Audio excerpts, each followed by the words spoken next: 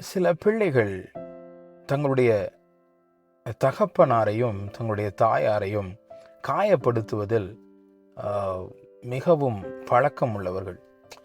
இந்த வார்த்தையை சொன்னால் என்னுடைய தகப்பனார் காயப்படுவாரே, என்னுடைய தாய் காயப்படுவார்களே என்று சொல்லி அவர்கள் யோசிப்பதே இல்லை. சர்வசாதாரணமாக தன்னை பெற்றெடுத்த பெற்றோருடைய மனதை அவர்கள் காயப்படுத்தி விடுகிறார்கள்.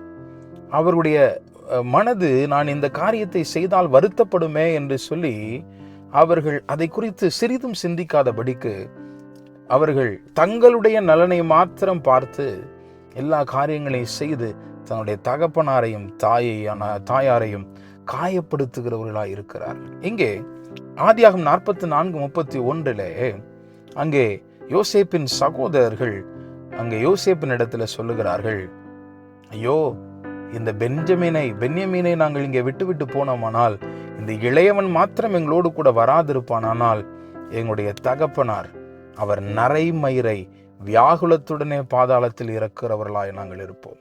இதுதான் அவர்கள் தகப்பனாரை புரிந்து வைத்திருந்தது.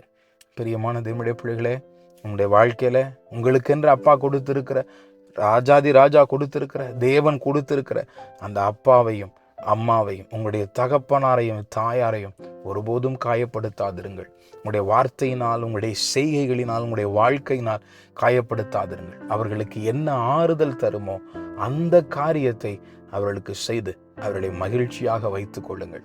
தகப்பனாருடைய உணர்வை, தாயாருடைய உணர்வை புரிந்து நடந்து கொள்ளுங்கள்.